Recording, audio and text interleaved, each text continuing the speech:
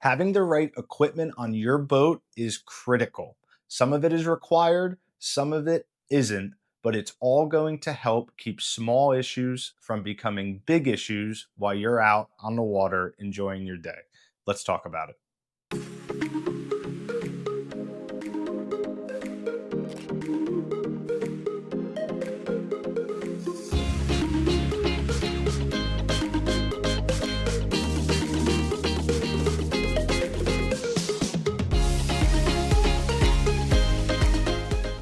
Welcome back to Winter HQ. I wanted to spend some time this week to talk about the critical decision of what you should bring on board with you when you go out for a day on the water and what maybe you want to leave back at the dock. If you own a boat, you know that space is always at a premium and you don't have room to bring every single thing that you may need for every single circumstance, but you want to be sure that you have enough supplies on board to get through the various most common situations that you may find yourself in out on the water.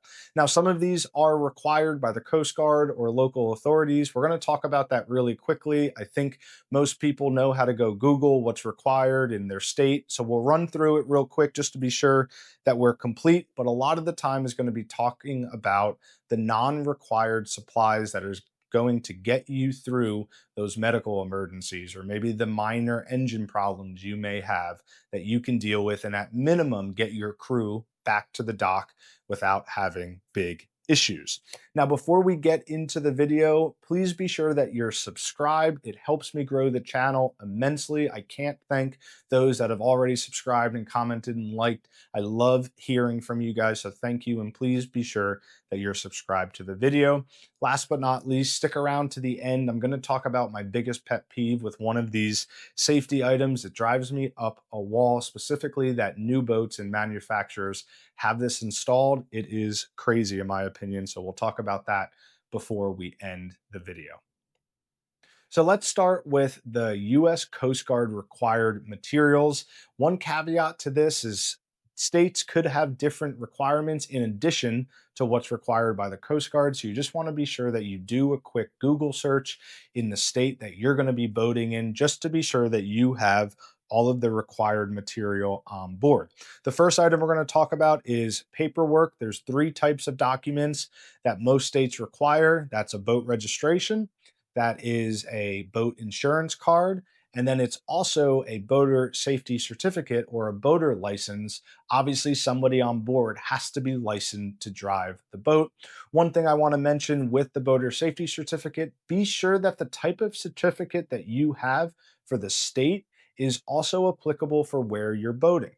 As an example, if I have a Pennsylvania boater safety certificate, I cannot use that in New Jersey. That's because states that are landlocked, like Pennsylvania, they only have lakes, typically have a lesser requirement than tidal states, states that have a beach or are connected to the Atlantic or the Pacific or the Gulf.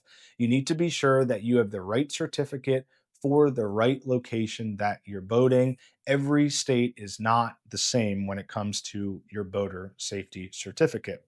Okay, next up is your fire extinguisher. We just published last week a big video on 4 types of emergencies that you need to be ready for. Obviously, fire was one of those. We talked all about fire extinguishers, the different types of fire, so on and so forth. So I'll link it above my head, but you need to have a fire extinguisher on board and you need to be sure it's the right type of fire extinguisher and you have the right amount of fire extinguishers based on the size of your boat. Again, something that you could very quickly Google. Flares. You need to have a daytime and a nighttime option for flares. Now, a handheld flares does both. It does day and does night. So that's the majority of what smaller, mid-sized recreational boat has. You can go to your local marine store. They typically come in a bag of 4 or 5 flares. And again, the only thing to remember with flares is they expire. So, just like your food, when you look at the expiration date, flares will have a similar expiration date. Let's say it is 2026, you look at your expiration date and it's February 23rd, 2027. Well, you know that you have another year left on those flares before you have to go and exchange them for a new pack of flares. They do expire, so something that you just want to be aware of. Okay, beyond flares, you need to have a noisemaker. Most boats have a horn. Be sure before you leave the dock that the horn works. You can let your kid go ahead and give it a 1 second blast, just again to be sure that it works. You can also use a whistle if your horn doesn't work, or an external blowhorn. Again, something that just makes noise. You have to be sure that it's in working order. Okay. Next up is arguably the most important, and that's life jackets. You are required to have one life jacket per person on board. And what's critical here is you need to be sure that the life jacket is the correct size. So if you have kids on board, if you have adults on board, they are different types of life jackets. You have to be sure that it's rated for either the pounds that the kid is or the person is, or it's the right small, medium, large size. Again, on the inside, just like clothes, it has a rating of if it's for an adult or if it's for a child. Be sure that you have one life jacket that fits each person on your boat. Obviously, that's critical. The last part about life jackets are there are different types and requirements based on where you're boating. If you're boating offshore, there is an offshore life jacket. If you're boating near shore, inshore on lakes, that's a different requirement. Again, you just want to be sure that you're doing your Google search and you have the right amount of life jackets and you also have the right type of life jackets. Secondarily to life jackets is most states require you to have a throwable, typically it's a boat cushion. They call it a life jacket or a PDF, personal float, not PDF, PFD, a personal flotation device, been in business too long, that is throwable. So you need to have, typically this is a boat cushion and it needs to be able to throw if someone goes overboard, kind of like a life ring. Some states do require you to have a rope attached to it so that you can bring people in. Again, just be sure you do your quick Google search, but you do need to have a throwable life jacket or throwable personal flotation device, not PDF. Navigation lights. If you do boating after dusk, dusk to dawn, you need to be sure that you have navigation lights. This will highly depend on the type of boat you have and the size of the boat you have in terms of what configuration of lights you need. By and large, you're going to have a starboard, you're going to have a port, you could have a white all around, you could have a stern light. Again, do your research. That's super, super easy to find. I'll link some of those resources in the comments as well. So be sure you check it out. Okay, those are the 6 or 7 required items that you need to have on your boat. Now let's talk about items that are not required, but are a great idea to have on board your boat when you go out for the day. It is so easy to get in a spiral of trying to prepare for every situation that you can face. What's critical is that you have the right amount of supplies for where you're going to be boating so that you can handle the majority of the situations. Obviously, this will be different if you have a 40, 50, 60, 70-foot boat and you're going across the Atlantic to Europe. You're going to prepare differently than what we're going to talk about today. But the goal here is for most of us that go out for a couple hours on a Saturday, what are the good ideas to have on board, again, that are not necessarily required by the US Coast Guard or law enforcement as a whole?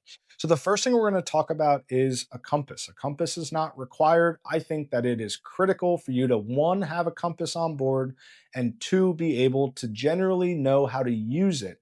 I was out in fog, I was fishing, and all of a sudden, fog completely came in, swallowed me, totally caked in, couldn't see probably more than 30 feet in front of me or in all directions. And I had the feeling of if my chart plotter GPS went out, I would be in serious trouble if I didn't have a compass. The compass gave me security. I at least knew which way was north, south, east, and west. When you're caked in fog or maybe a big thunderstorm, low visibility, it is essential that you have a way of telling which direction to go to get back to where your dock is. So, a compass, in my opinion, is critical. Again, most boats come with them from the manufacturer. Okay, next up is a medical kit. Again, you don't need to go for the 1,000 piece medical kit, something basic that has gauze, that has band-aids, something that if somebody gets a hook through their finger or gets a burn on the boat or something like that, something minor, you have a way to treat it. Allergic reaction, whether there's Benadryl or Advil, so on and so forth. Get a kit that has a wide variety of things, and it'll allow you to dress a wound, get back to the dock or get back to safety in order to get proper medical treatment. So a medical kit, a basic medical kit will do, but a medical kit nonetheless. One other point, they have made these things so small, they will fit in very, very small. I think mine is about 4 inches by 8 inches. It fits in my leaning post. I don't even know it's there. So be sure you get a medical kit. I like to have a manual bilge pump on board. This is a pump that you're able to manually pump if my bilge area or any other part of my boat started taking on water. In my opinion, it's much easier to use than a 5 gallon bucket. It's much easier to get in tight spaces. So I never leave the dock without a manual bilge pump. Again, it'll help me get water out of the bilge if I start to take on water, or if my bilge pumps aren't working, it'll allow me obviously to get water out of the bilge as well. Another critical one is a knife. You need to carry a knife with you. Again, as part of the emergency preparedness video we did, we talked about the ability to cut your anchor. If you need to have a knife ready to go so that you can reach for it in any circumstance. Critical that you have a knife on board. If you are boating at night, a handheld spotlight, in my opinion, is critical. A lot of boaters will have a spotlight on their bow or on their T-top. That is fine. I think that it is so much easier to have a handheld spotlight that you can shine 360 degrees. You can turn it off and on very easily. So I will always have a handheld flashlight, a handheld spotlight when I'm out at night, even if I have a fixed mounted spotlight on my boat. I think that that is critical. Okay, if you are offshore, it is critical that you have a quick way to signal for help. This typically comes in an emergency position beacon or an EPIRB, some sort of there's the spot technology out there, something that you can quickly press a button. It'll send a message to the authorities. It'll give your location. It'll give a description of your boat so that they can start their response out to you. It is critical, especially if I would say you're more than 3 miles off the coast. That's where cell phones start to go out of service. So critical for you to have an EPIRB or some sort of emergency positioning beacon technology. There's a lot of different options out there. Again, I'll link a couple options in the comments as well. Okay, so that is the safety portion. We had a compass, a medical kit, manual bilge pump, a knife, and if you're boating at night, a spotlight, and then the EPIRB. Now let's move on to the next category of non-required, and I have that dubbed as technology. Some of the lines are going to be blurred here, but here we go. The first is a VHF radio. I will not go out without a VHF radio. If you're on a small lake, doubt you're going to need a VHF radio, but if you do any sort of tidal boating, saltwater boating, or if you're on a large lake, obviously the Great Lakes, I believe a VHF should be required for all boats. It is the quickest way for you to call the authorities, and it's a way for you to hear when other boats are in distress. Most of the folks that have a VHF on their boat, whether it's a handheld or whether it's a fixed mounted, will continue to monitor channel 16. And that's obviously where all the emergency broadcasts are given out. So you will hear other boats in distress. And then obviously, if you find yourself in distress, it is the quickest way to get authorities to know who you are, where you are, the amount of people on your boat, and the nature of your distress. I think a VHF is critical to have on board. Likewise, a chart plotter. Again, if you want to navigate like our ancestors did, by all means, use the compass only, use the stars, whatever you need. I'm going to go with a chart plotter. That is a GPS. A lot of them also have sonar to see what's underneath your boat and gives you depth. I think it's a great idea. We live in a technology based world. The chart plotters today are awesome. They're big. They're not necessarily super expensive unless you go with the crazy souped up kind. Chart plotter is critical and it'll make your life a lot easier on the water, and so that you'll be able to find your way back to the dock in the easiest way. Okay, next up, and this is something that I probably most recently added to my supply list, but I have a lithium battery charger or lithium battery jumper. These are those really small car battery jumpers. They're probably, I don't know, 4 inches by, again, 8 inches. They're very compact and they're very powerful. So if you're out at the sandbar, a lot of us have more than one battery, but you never know what situation you're going to be in. If you're out on the sandbar, if you've been listening to music, if you've been running a microwave, running a refrigerator, so on and so forth. A lot of people have electric grills on their boats. Obviously, the batteries can get drained, and you go to start your boat again and you get nothing. At least you have a safety valve, a way to start your boat every time, so long as it's actually the battery. That's the issue. So I do now carry a battery jumper. I think that they're great. They're small, they're not expensive, and a really good idea to have. Okay, so let's get into boat handling or recovery. The first thing I want to talk about here is an anchor, another critical component of a boat. If you get into a serious issue, you want to be able to throw the anchor. And again, an anchor allows your bow to ride up into the wind or current. So if you get into big swells or a big storm, again, check out that preparedness video I talked about earlier. It's critical that you have an anchor so that you can buy time in order to resolve any emergency that you find yourself in. Obviously, it's great at the sandbar too. You want to be sure you can anchor and enjoy your day. But I think from a safety perspective, an anchor is critical, and it's critical that you have the right size anchor and the right type of anchor for where you're boating. There's different types for rocks, for sand, for mud. Again, do your research, be sure you have the right size and the right type of anchor for the water that you boat in. Okay, now let's talk about a boat hook. This kind of looks like a gaff. If you see on boats, a lot of boats have this boat hook. It's a way for you to grab lines either at the dock, at a mooring ball, so that you don't have to lean over the side of the boat or the gunnel in order to reach a line. It's a lot of times how people fall in the water. So a boat hook is a really great, nice to have on the boat. It stores away nice in a rod holder. Love to have a boat hook, especially if I have an inexperienced crew on board. It is really easy for them to use the boat hook. It's kind of fun for them too.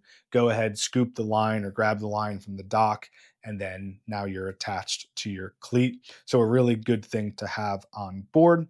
Now, let's talk about spare dock lines. I always carry three, four, five, maybe even six spare dock lines, and I always have a long dock line, something like 100 feet long. Now, obviously, you don't want to carry 500-foot long lines because you'll have no space on your boat, but one line so that if you get into a bad spot and you need to get towed somewhere by a Good Samaritan boat or you need to help somebody out, it's a lot easier to tow someone with a line that's bigger than 15 feet or whatever the standard dock line is. But you want to be sure that you have plenty of lines on board. And ideally, you want to have at least one line that is significantly longer than the traditional dock line. Okay, last one that we're going to talk about in this kind of boat handling recovery category is fenders for your boat. Now, I don't carry fenders every time I leave the dock. I typically will only carry fenders if I'm going to a restaurant or if I know that I'm going to be going to a buddy's house, or maybe I'm docking up with another boat at the sandbar. Fenders can take up a lot of space. On my boat, I have a center console. I do not have a great spot to store it. If you have a cruiser, you may carry fenders on you all the time, which is a great idea. But in my boat, it's not something that I want to dedicate space to all the time. but I do bring it on obviously when I know that I'm going to need it or need a little bit of cushion based on what I'm planning to do that day. Okay, last but not least, the last category here is tools and spares. So this is really for engine issues. Again, the goal here is to get you back to the dock. It's not necessarily to be a mechanic out on the water. You just want to try to get yourself back to safety, especially if you have a full boat of folks. The first thing that I always have on board is oil. The quickest way to ruin an engine is for it to run without oil. Oil keeps everything cool and lubricated. So it's incredibly important that if you throw a low oil alarm or worst case, a no oil alarm, it's critical that you have a supply of oil. You don't need a lot. Again, it's just to get you back to the dock, and then you can figure out why your oil was drained and where it went and so on and so forth. But you want to carry spare oil on board. Next is zip ties. This is my duct tape answer. I use zip ties for everything. I don't carry duct tape because it's big and bulky. You can if you have the room for it. It's not a bad idea. Or electrical tape, something with adhesive. I use zip ties as my duct tape. They're a lot easier to carry on board, and you can use it as almost anything. I do have clamps here on the list, so we'll talk about clamps for hoses. If you do have a small leak, you can use a clamp. In exchange of the clamp, you can obviously use a zip tie. They're really versatile. So I do carry zip ties, and I will also carry one or two clamps that I can use if I really run into an issue.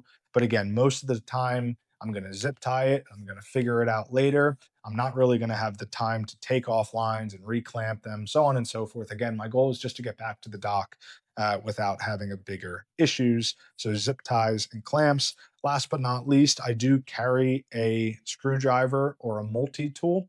Incredibly important that you have a Phillips head, a flat head. If you have a small ratchet set, great. Again, these are ways to tighten down clamps if they get loose, so on and so forth. You just want to be sure that you have a way to screw something in. Again, whether it's a socket, whether it's a normal screw, you want to be sure that you have a way to do it more so than just with your fingers. So I do carry a small screwdriver or a multi-tool just to be sure that I have all my bases covered.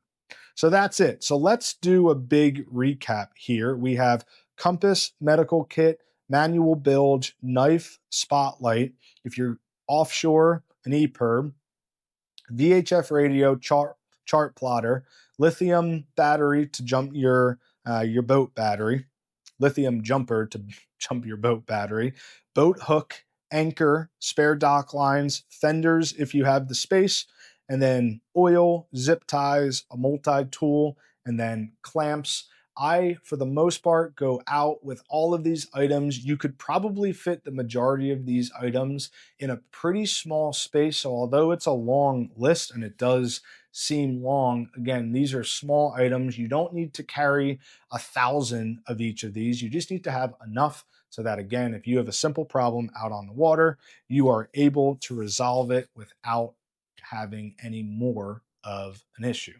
Before we end, let's talk about that pet peeve I referenced earlier in the video. You can go and spend 40, 50, 100, 150, $250,000 plus, and boat manufacturers are still not equipping the boats with LED navigation lights from the factory. If you go and buy a boat and you turn on the navigation lights in either your bow lights or more likely the light on top of your T-top is not an LED, you need to ask them, require them to put an LED light instead of the traditional halogen on your boat. When you're out at night, the difference in sight between a halogen bulb and an LED light is unbelievable. It's literally night and day, no pun intended. It is so much safer to have an LED light instead of a halogen light. You can see it from what feels like miles further. So that is critical. It drives me up a wall when I'm out on the water at night. I see these big, beautiful boats A lot of times with multiple engines, you can tell that there's serious money invested in these things, and yet they're still running an old school halogen bulb in their white all around light or their stern light, and it's incredibly hard to see them at night. Be sure to upgrade your lights to LEDs, and if you're buying a new boat, demand that they go and change it out for an LED light. They are not expensive and they make all the difference on the water. Thanks for watching the video. I really appreciate it. Again, please subscribe to the channel. Thank you for everyone who's commenting. Let me know what you bring out on the boat that I didn't mention, or if you disagree with any of the points that I made in this video. I'd love to hear, I'd love to learn what you guys bring out that maybe I don't bring out on the water. I appreciate you watching. We'll see you next week.